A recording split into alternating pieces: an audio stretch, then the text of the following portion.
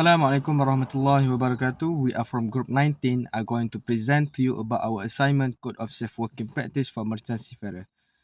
Before we start, let me introduce our group member. I am Muhammad Nazmi Afandi bin Mazili.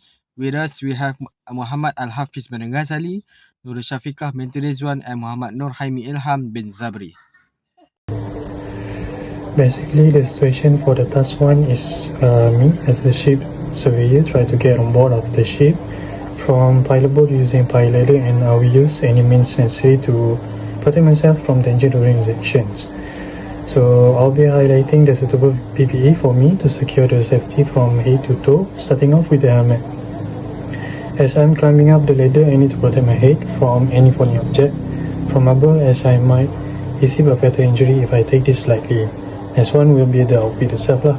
So basically the outfit must come with a heavy duty material that can be adaptive with any kind of situation. To put it simply, cannot easily be torn. Third one will be the safety harness. It is act as a lifeline if I got hand slip while climbing up the ladder, so that I can regain my balance back. Another one will be the glove. It can ensure me the high level of confidence in terms of grip. Last but not least, it will be the boots. The most of the surface that I'll be walking might be slippery and dangerous to my feet, which is I cannot simply wear any boots that not comply with the situation. Assalamualaikum warahmatullahi wabarakatuh. My name is Nur Syafiqah binti Rizwan, S62868. For task 2, I will talk about the procedure entering a confined space. A confined space is one that has limited opening for entry and exit, with inadequate ventilation, and is not designed for continuous worker operation. It is foreseeable that the atmosphere for the space may contain toxic or flammable vapor, or be deficient in oxygen that may endanger the health of any person entering the space. The first start with identifying the potential hazard, including oxygen deficient, toxicity, flammability, and others. When opening the entrance, precautions should be taken in case pressurized or unpressurized vapor or gases are released from it. The space should be thoroughly ventilated and tested to ensure harmful gases have been removed. Then, the atmosphere of the space must be tested using atmosphere testing equipment to measure the concentration of oxygen, flammable gases, hydrogen sulfide, and carbon monoxide before entry. Third, conduct pre-entry meeting as a platform to discuss the actual and potential hazard associated. Entry into a dangerous space should be planned in advance, and use should be made of a permit to work system. A checklist may exceptionally be accepted as an alternative to a full permit to work. Fourth, monitor the atmosphere is a critical step in maintaining safety. This task should be carried out by individuals trained in atmospheric monitoring to ensure accuracy and reliability. It's crucial to ensure that the atmosphere within the confined space is not immediately dangerous to life or health at all times, making adjustments as necessary to maintain a safe working environment. Next, the procedure during entry. Ventilation should continue during the period of occupation, and personnel should leave immediately if the ventilation system fails. Safeguard operation. Safeguarding operation during confined space entry is vital to avoid accident and ensure the well-being of the entrant.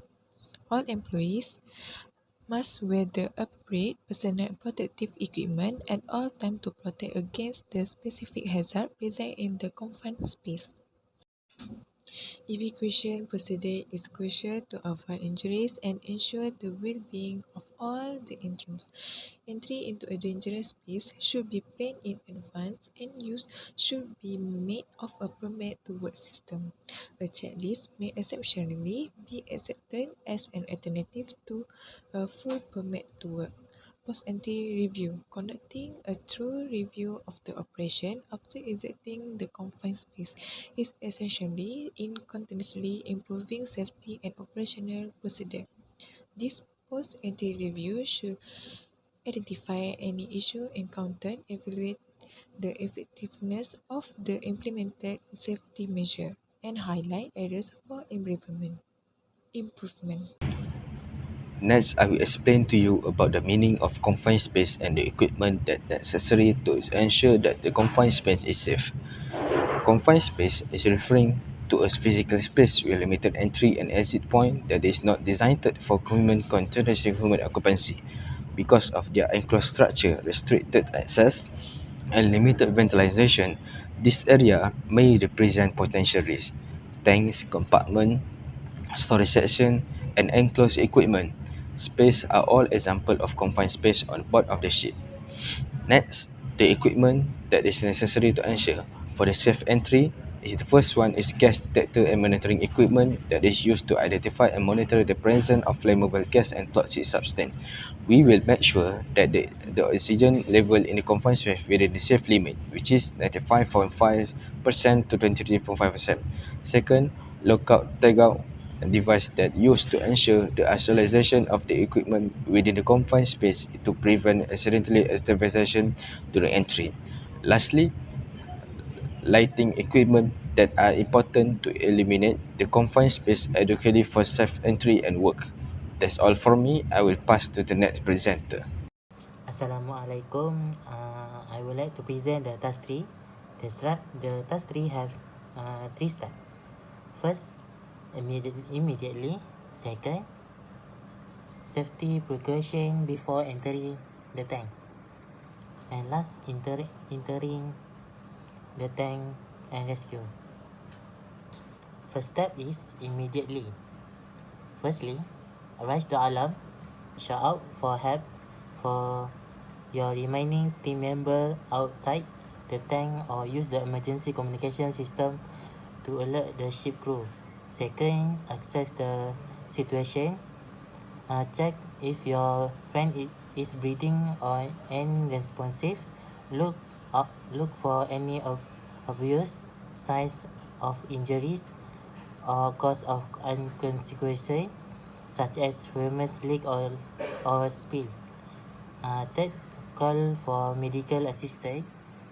If my friend is unresponsive or show signs of serious injury, inform the ship medical personnel or request immediate medical evacuation through the relevant authorities. Second step is safety precaution before entering the tank. Firstly, don't rush in. Entering the tank without proper safety measure put you at risk the same danger. Second, gathering information. Before entering the tank, observe the hazard and safety equipment they use. Third, wear the respiratory protection. Equip yourself with an appropriate respiratory certified for specific cargo the tank held. Fourth, use fall protection. Wearing a harness and secure a lifeline before entering the tank to prevent fall from manhole or stair. Fifth, prepare additional. For example, have a gas detector, flashlight, and communicate device walkie-talkie radio available for use inside. The last step is entering the tank and rescues.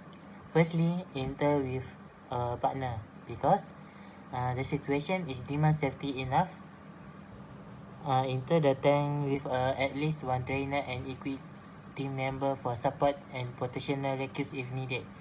Second, maintain communication. Keep communication open with the crew outside and relay any update on your friend condition, and your action. Third, locate and secure your friend. Move your friend to a safe position away from any immediate hazard. 4. Continue first aid. If training, start with basic first aid like CPR if necessary while waiting for medical assistance.